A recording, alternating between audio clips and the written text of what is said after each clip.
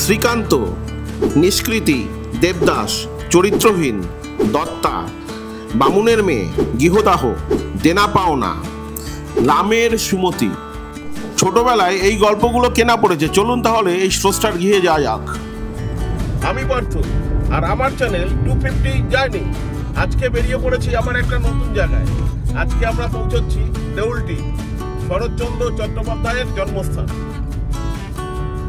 ভারতীয় বাঙালি লেখক, কথা সাহিত্যিক এবং ঔপন্যাসিক শরৎচন্দ্র চট্টোপাধ্যায়ের জন্ম হয়েছিল 15 সেপ্টেম্বর 1876 সালে। আজকে দুই ছেলে, বন্ধু সুনীল, 4 জন মিলে বেরিয়ে পড়েছি দেউলটির উদ্দেশ্যে। শরৎচন্দ্রের জন্মস্থান দেখতে যাব। রওনা দিলাম দেউলটি। এখন আমরা দাঁড়িয়ে রয়েছি ধুলাঘাট টোলের ঠিক আগে। ফাস্ট্যাগটা শেষ হয়ে গেছিল, সেখানে রিচার্জ করলাম। 16 জানুয়ারি 1938 সালে তার মৃত্যু হয়েছিল।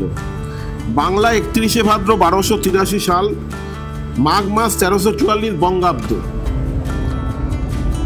এখন সময় প্রায় 2:10 হয়ে গেছে। আমরা এখন রয়েছি ধুলাঘাট টোল পেরিয়ে চলে আসলাম। যেহেতু দুপুরবেলা একদম রাস্তাঘাট একদম ফাঁকাই রয়েছে, 4 জন বেশ আরামেই যাচ্ছি। গাড়ির গতিবেগ এখন হচ্ছে 80।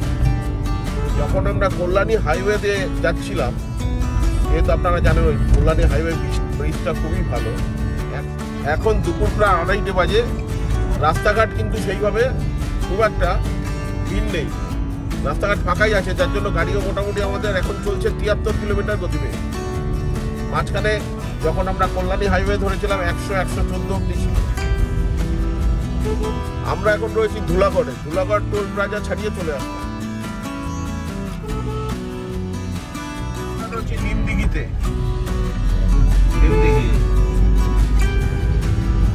ওই তো চায়ের দোকানে আছে না। এখন আমরা উলুবেড়িয়াতে রয়েছি। সামনেই রয়েছে উলুবেড়িয়ার বাজার।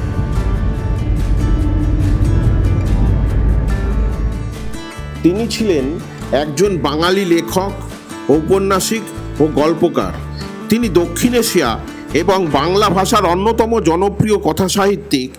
লেখালেখির গুরু তিনি মানতেন ফরাসি সাহিত্যিক এমিল জোলাকে। তার অনেক উপন্যাস ভারতবর্ষের প্রধান ভাষাগুলোতে অনুদিত হয়েছে। বরদিদি, পরিণীতা, পল্লী সমাজ, দেবদাস, চরিত্রহীন, শ্রীকান্ত, 4 খণ্ডে, এগুলো সবই তিনি লিখে গেছেন।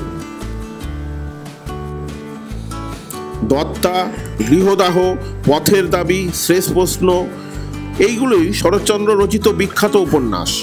বাংলা সাহিত্যের ইতিহাসে অপ্রতিদ্বন্দ্বী জনপ্রিয়তার জন্য তিনি অপরাজেয় কথাশিল্পী শরৎচন্দ্র এই নামেও তিনি খ্যাত ছিলেন।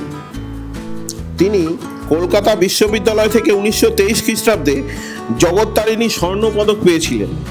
এছাড়াও তিনি ঢাকা বিশ্ববিদ্যালয় থেকে ডিলিট উপাধি পান 1936 খ্রিস্টাব্দে। 5 কিলোমিটার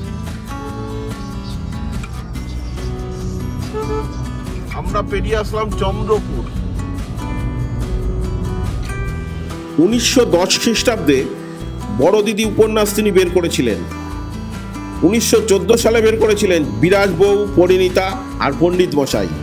1916 খ্রিস্টাব্দে বের করেছিলেন পণ্ডিত মশাইয়ের কিছুটা বাকি ছিল সেইটুকু, মেজদিদি, পল্লী সমাজ, চন্দ্রনাথ, বৈকুণ্ঠের উইল, অরক্ষণীয়া।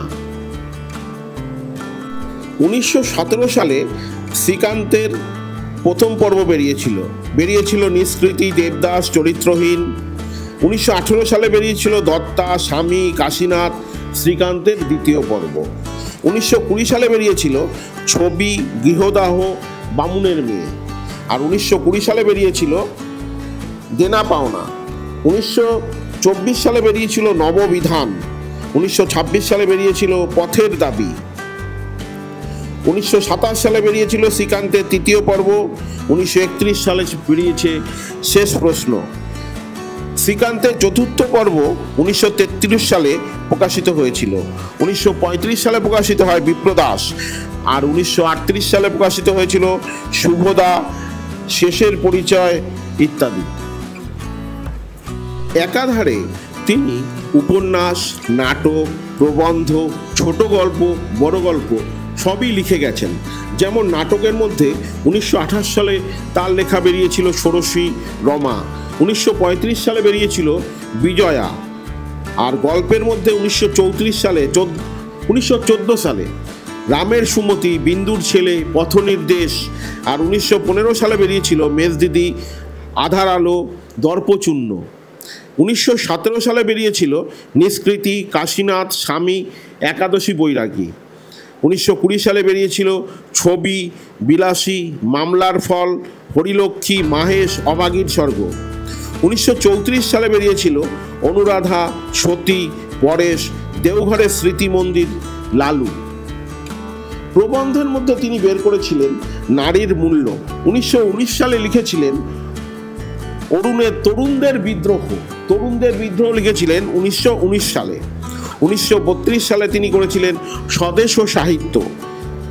তিনি স্বরাজ সাধনায় নারী শিক্ষার বিরোধী এবং স্মৃতিকথা, অভিনন্দন, ভবিষ্যৎ, বঙ্গ সাহিত্য, গুরু শিষ্য সংবাদ, সাহিত্য নীতি, ভারতীয় উচ্চ সাহিত্য, আর্ট ও দুর্নীতি এ সমস্ত বিষয় বিভিন্ন গল্প, প্রবন্ধ ও উপন্যাস রচনা করেছিলেন।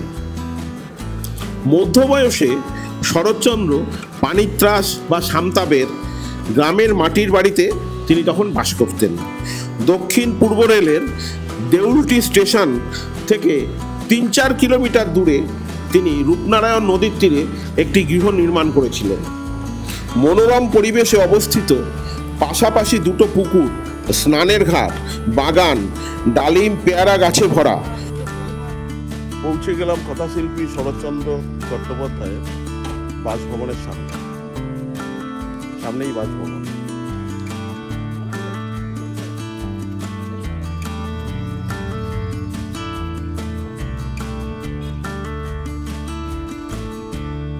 (1978) বন্যায় সব গায়ের মাটির বাড়িগুলো নিশ্চিহ্ন হয়ে গেছিল।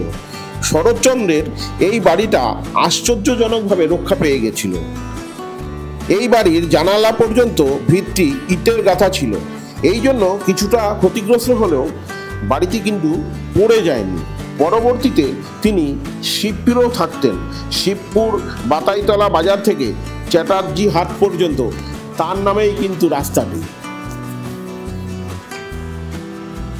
1937 খ্রিস্টাব্দে শরৎচন্দ্র প্রায়শই অসুস্থ হয়ে পড়তেন। এই সময় তার যকৃতের ক্যান্সার ধরা পড়েছিল। পাকস্থলী পর্যন্ত সেই ক্যান্সার ছড়িয়ে গিয়েছিল। বিধানচন্দ্র রায়, কুমুদশঙ্কর রায় প্রমুখ চিকিৎসকরা তার অস্ত্রোপচারের পক্ষে রায় দিয়েছিলেন।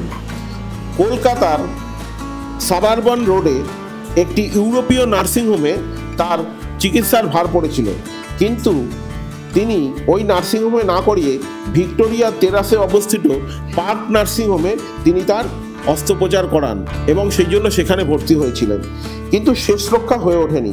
1938 সালের 12ই জানুয়ারি শল্য চিকিৎসক ললিত মোহন ব্যানার্জি তাকে অস্ত্রোপচার করেন। তার দেহে অস্ত্রোপচার করে তিনি যখন ফিরে যান, তার 4 দিন পরেই কিন্তু 16ই জানুয়ারি সকাল 10টায় শরৎচন্দ্র শেষ নিঃশ্বাস ত্যাগ করেন। তার বাড়ির পিছনেই শায়িত রয়েছেন তিনি। শরৎচন্দ্র চ্যাটার্জি, তার স্ত্রী কিরণময়ী দেবী এবং গুরুদেব স্বামী বেদানন্দের এইখানে রয়েছে তাদের সমাধি।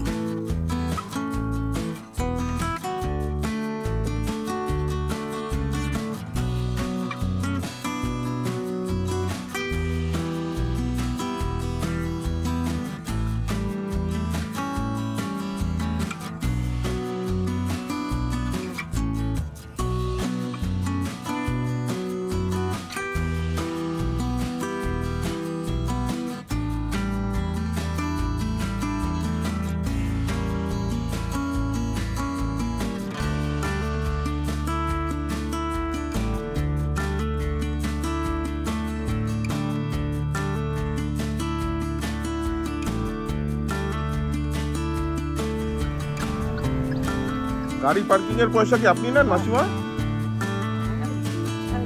আচ্ছা, বলছি এই বাইকের জন্য কত নেন? আচ্ছা, আর 4 চাকা গাড়িতে? আচ্ছা, পুকুর থেকে রামের সুমতি কার্তিক গণেশের কথা উল্লেখ করা হয়। কার্তিক গণেশের নাকের নোলক পরানো ছিল। আর প্রতিদিন দুপুরবেলা শরৎচন্দ্র যখন খাওয়া দাওয়া করে এখানে আসতেন, মাছেদের খাবার দিতেন, তখন কার্তিক গণেশকে ডাকলে তারা চলে আসতেন। এখন প্রশ্ন হলো, আপনারা শরৎকুঠিতে কিভাবে আসবেন? আপনারা যদি বাই কারে আসেন তাহলে দীঘাগামী রুটে এসে আপনারা দেউলটি থেকে 4 কিলোমিটার ভিতরে ঢুকে যাবেন শরৎকুঠিতে। আর যদি আপনারা হাওড়া থেকে বা বাগনানগামী ট্রেনে আসেন তাহলে দেউলটি স্টেশনে নামবেন। সেখান থেকে 4 থেকে 5 কিলোমিটার অটো বা টোটোয় করে আপনাদের থেকে ভাড়া নেবে পার হেড 20 টাকা। আর যদি আপনারা রিজার্ভ করে আসেন তাহলে নেবে 150 থেকে 200 টাকা। পড়ে রয়েছে এটা রামের সুমতি গল্পের পেয়ারা গাছ। আর সামনের পুকুরে ছিল কার্তিক গণেশ দুটো মাছ, রুই আর কাতলা। উনি না খেতে শুনে নোলক পরিয়ে রেখেছিলেন। উনি যখন দুপুরে খাবার দিচ্ছেন, কার্তিককে ডাকলে কার্তিক আসতো, গণেশকে ডাকলে গণেশ। সামনের পুকুর থেকে মাছ। এটা হচ্ছে সিমেন্টের ঠেক। পেয়ারা গাছটাকে এর ওপরে ঠেক দিয়ে রাখা ছিল। ওইদিকে স্মৃতিসৌধটায় যাবেন, সোজা গেট থেকে ডান দিকে।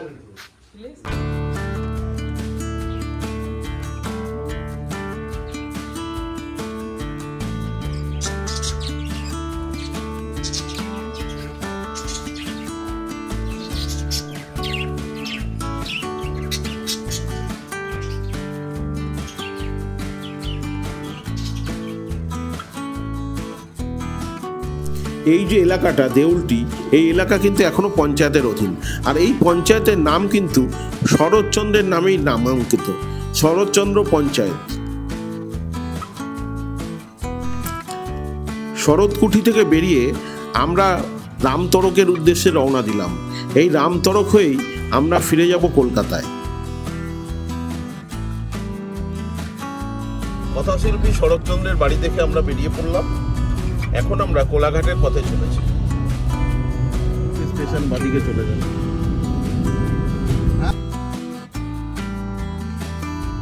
আমরা এসে গেলাম রামতরক, ঢুকে গেলাম রামতরক।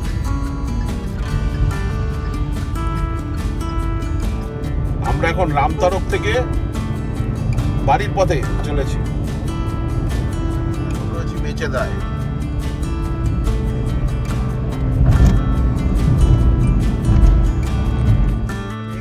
রেস্টুরেন্ট, যেখানে দীঘার বাসগুলো এসে দাঁড়ায়, সেই রেস্টুরেন্টটা ছিঁড়ে এই যে বেরিয়ে যাচ্ছে।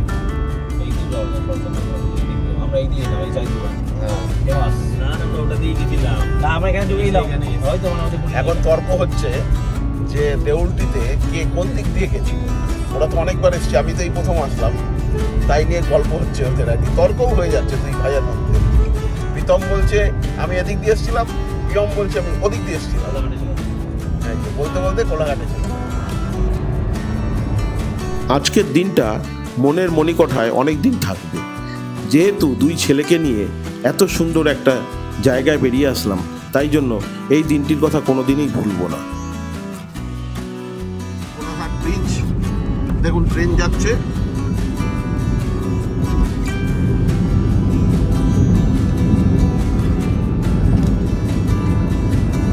কোলাঘাট থার্মাল পাওয়ার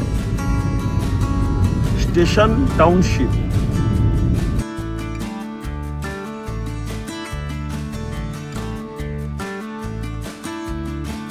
আমার দুই পুত্র প্রীতম প্রিয়ম ও বন্ধু সুনীলকে নিয়ে এই যে ছোট্ট একটা একদিনের ট্যুর করলাম, এইটা আমার তো খুবই ভালো লেগেছে।